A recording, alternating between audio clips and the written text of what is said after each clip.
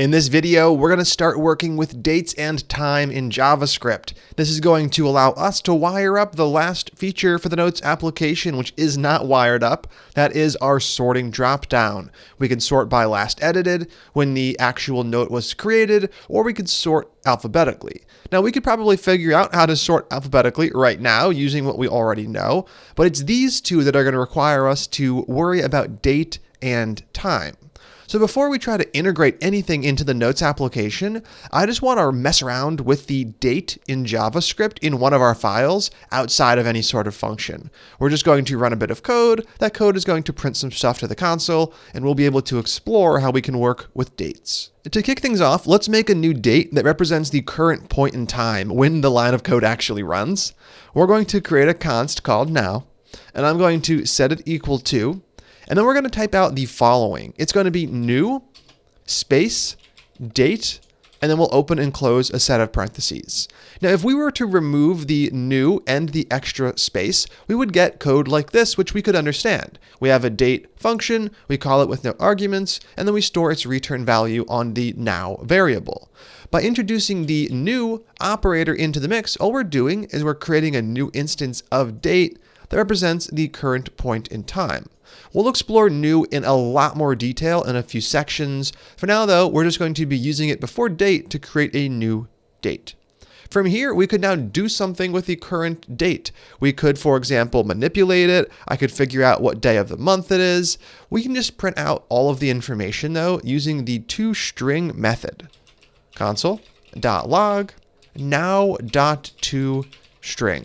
This is going to give us a string representation of our date, and that's going to allow us to just view some generic output. If I switch over to the terminal, what do we get? We get Monday, February 6th, 2018. The time is indeed 7:44 in the morning, and then right here I have my time zone related information.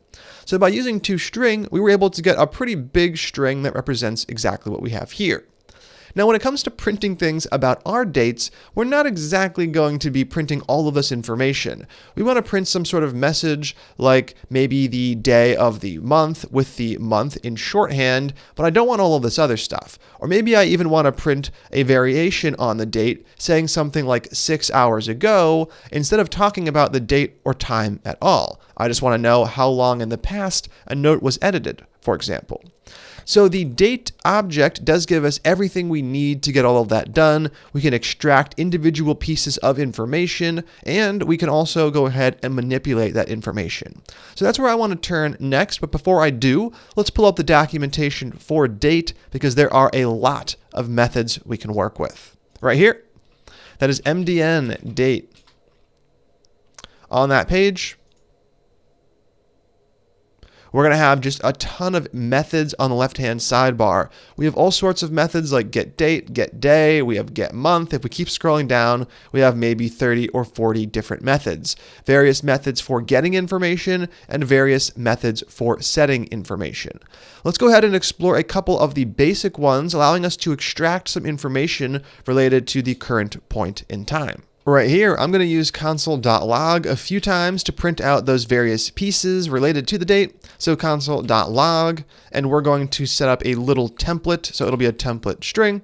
I'll say year for the year, colon space, then we're going to interpolate some value.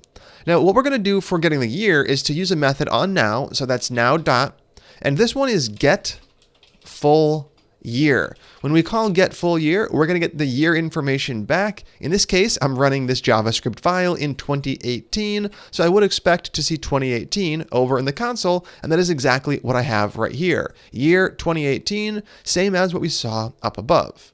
I'm going to temporarily move the developer tools to the bottom so we can see the console output without needing to switch between the windows.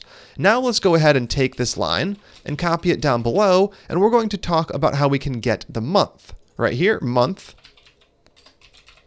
And to get the month, we're going to be using another method on now, that is now.getMonth.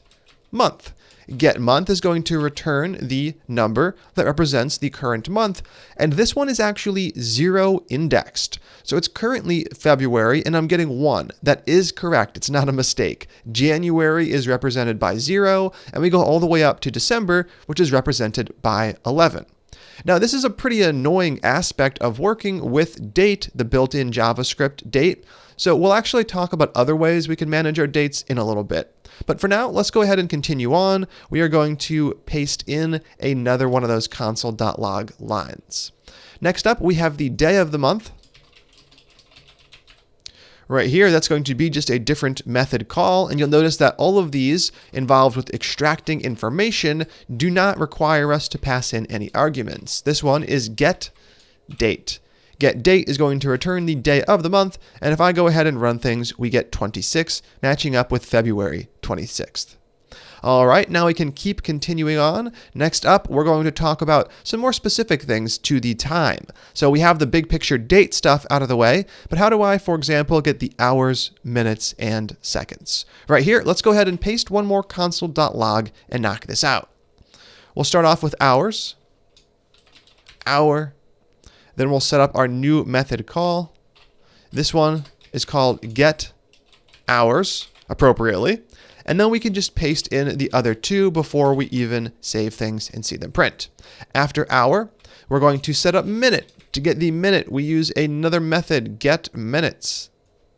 Right here, get minutes. And as you can probably guess, we're going to use get seconds to get the seconds. Right here, seconds colon space. Now, if I go ahead and save things, we have our 6 console.logs statements printing, and they're all extracting the information from that date. So this is perfect. It's going to allow us to pull out the individual pieces and then use them to serve our purposes. So I might not want to always show the year, the month, or the day, or sometimes I might not want to show anything related to the time, and I only want to show the date, for example. So all of this is possible with date in JavaScript. We create a new date, we then use those methods to pull out information. What I want to take a quick moment to talk about is how we can create a date at a different point in time, not just the current one. For example, if I have a note edited 6 months ago, I want to get a date representation of that time so I can use these methods to print something to the screen. Well, we can actually create a date at a specific point in time by providing something right here in this function call. If we provide no arguments, it gets created to the current point in time. If we provide some arguments, we can really specify when this now variable represents. The first thing we can put in here is a string representation of the point in time we're trying to work with. So I could say something like January, I could say 21st, and then let's use the year 2001.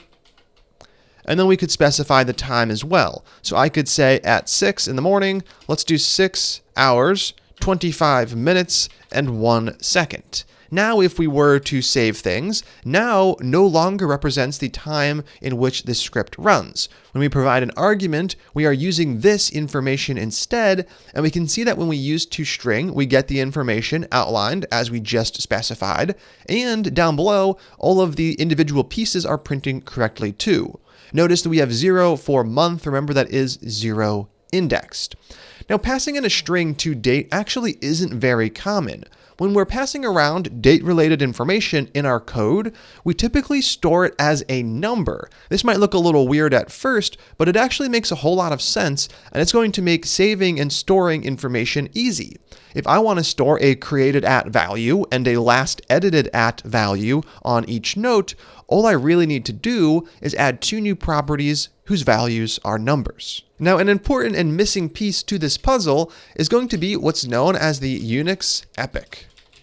The Unix epoch is a specific point in time that is in the past. This point in time is January 1st of the year 1970 at midnight. So 0 for the hours, the minutes, and the seconds.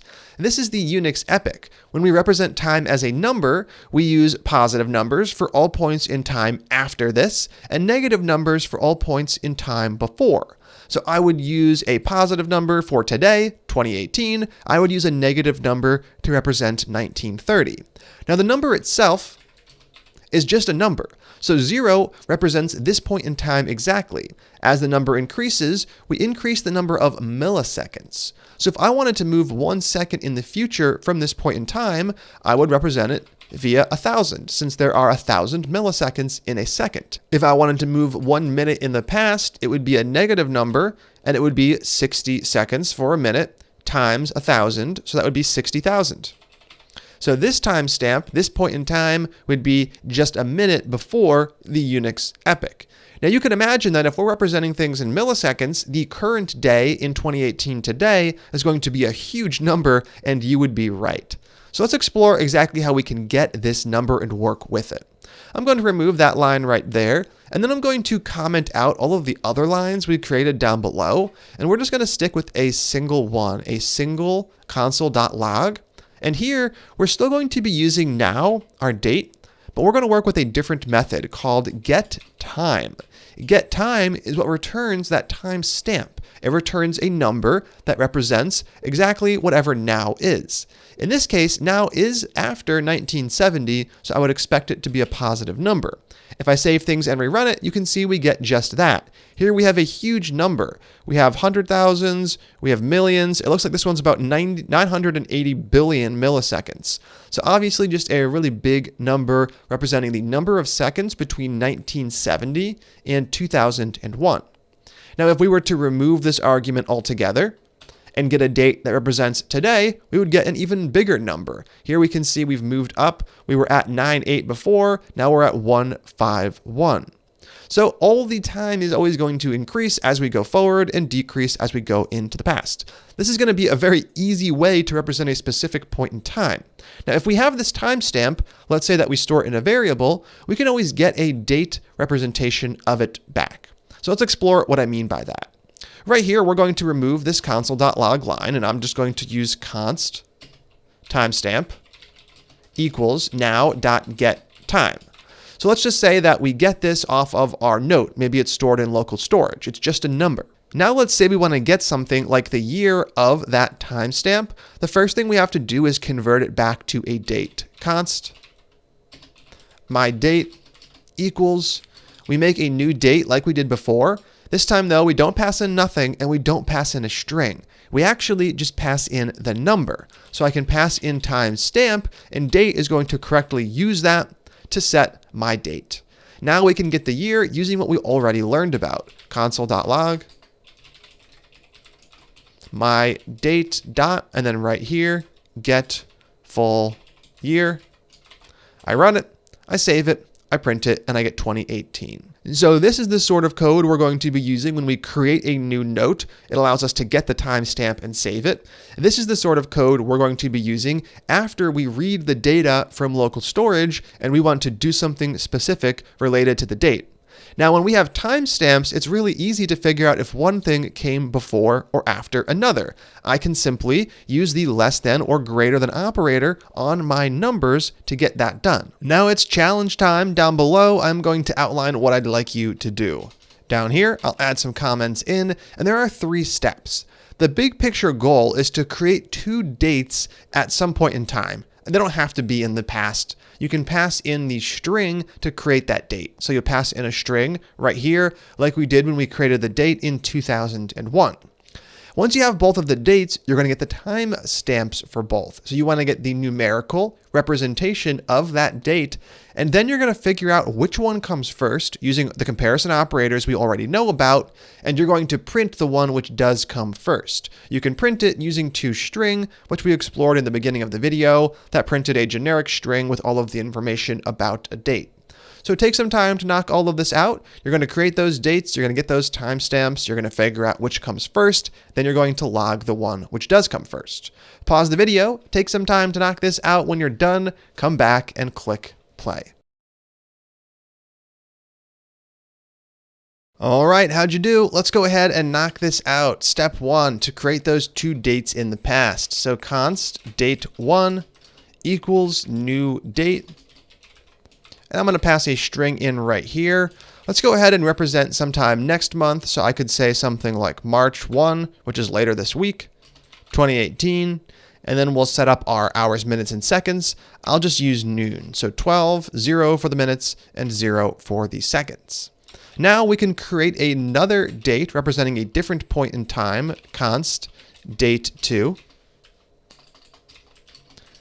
This will be a new date, and we can actually leave this one as today if we wanted to, as long as the two dates are indeed different. The next thing we need to do is get the timestamps, the numeric representation for the date, and it'll be very easy to figure out which comes before another. Right here, const date 1 timestamp equals, and we just use date1.getTime, and we do the exact same thing for the second one, const date2 timestamp equals date2.getTime. Now we have two numbers. We already know how to figure out if one number comes before or after another. I'll set up an if statement to get this done. If, and here we'll see if date 1 comes first. So date 1 is less than, date 1 timestamp is less than date 2 timestamp.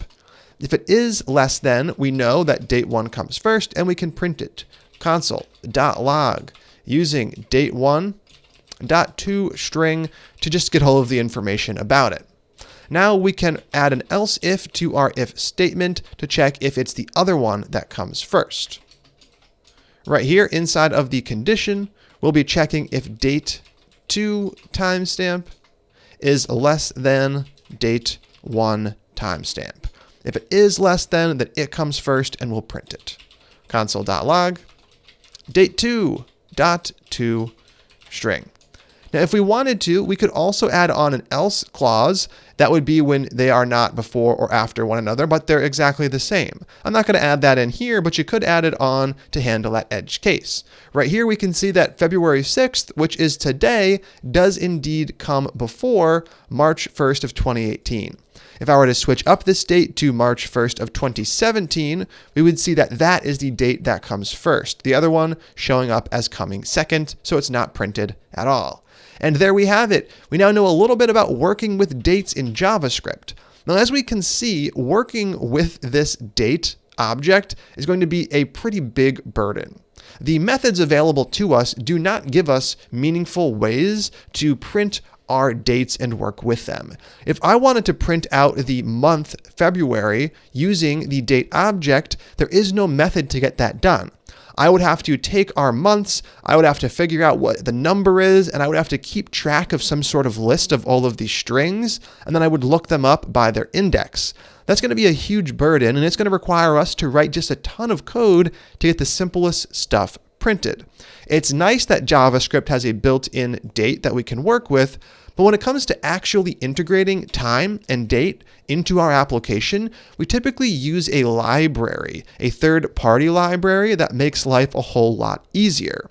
The third-party library that we're going to be talking about is called Moment, and we'll be discussing this in the very next video. We're essentially going to cover some of what we just covered, but using this library, and you'll see how it's going to make our code a lot cleaner and a lot easier to work with. I've used Moment in every single client project I've ever done, so let's go ahead and jump right into the next video and see what exactly it can do. I'll see you then.